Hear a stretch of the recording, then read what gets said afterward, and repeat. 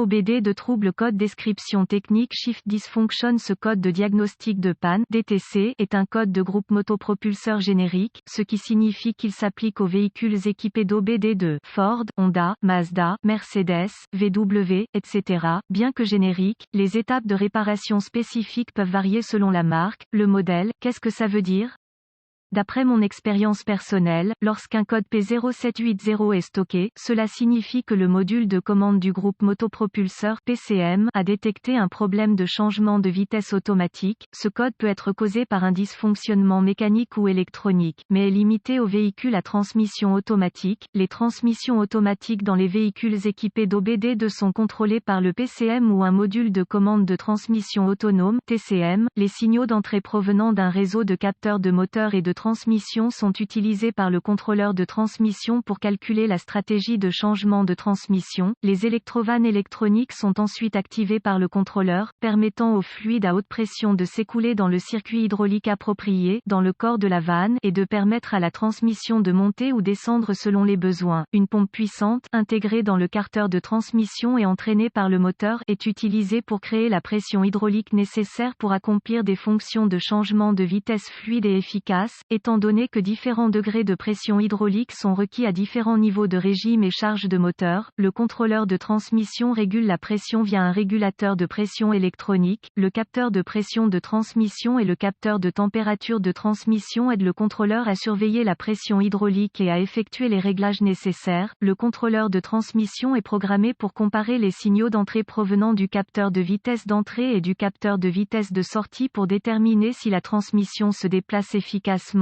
Si le PCM détecte que la transmission ne change pas correctement, un code P0780 sera enregistré et un témoin indicateur de dysfonctionnement 1000 peut être allumé. Sur certains modèles, ce type de code nécessitera plusieurs cycles de conduite pour que le 1000 soit allumé. Dans ce cas, le code peut initialement être affiché comme un code en attente. Symptômes et gravité. Un code de dysfonctionnement du changement de transmission P0780 doit être traité comme urgent. Une condition mineure pourrait se transformer en une condition catastrophique si elle est laissée sans surveillance pendant une période de temps prolongée. Les symptômes d'un code P0780 peuvent inclure modèle de changement de transmission irrégulier, engagement de transmission retardé, changement de transmission sévère, surtout si le contrôleur a été placé en mode boiteux, glissement de transmission, bruit gémissant de la pompe de transmission. Les causes possibles de ce code à définir sont circuit en court-circuit ou ouvert dans le faisceau de commande de transmission, liquide de transmission faible, liquide de transmission obsolète ou brûlé, solénoïde de changement de vitesse défectueux, capteur de vitesse d'entrée ou de sortie défectueux, mauvais régulateur de pression électronique, pompe de transmission défaillante, défaillance mécanique, y compris défaillance du convertisseur de couple, défaillance de l'embrayage ou usure, rupture des composants internes, un PCM défectueux ou une erreur de programmation. PCM, procédure de diagnostic et de réparation. Vous aurez besoin d'un scanner de diagnostic, d'un voltomètre numérique, DVOM, d'un manomètre de transmission et d'un véhicule manuel de maintenance ou All Data DIY pour diagnostiquer un code P0780. Une inspection visuelle minutieuse de la transmission et de tous les faisceaux de câbles associés est le meilleur endroit pour commencer votre diagnostic de ce code. Portez une attention particulière au câblage acheminé à proximité des composants d'échappement chaud et des arêtes vives. Gardez à l'esprit qu'une partie du faisceau de commande de transmission est située à l'intérieur du carter de transmission. Vous pouvez choisir d'attendre et de voir si vous devez entrer dans le boîtier de transmission à d'autres fins pour inspecter cette partie du faisceau. Les faisceaux de transmission intérieurs sont sujets à défaillance en raison des températures rigoureuses et des arêtes vives trouvées à l'intérieur de la transmission automatique. Connectez le scanner au connecteur de diagnostic du véhicule et récupérez les codes enregistrés.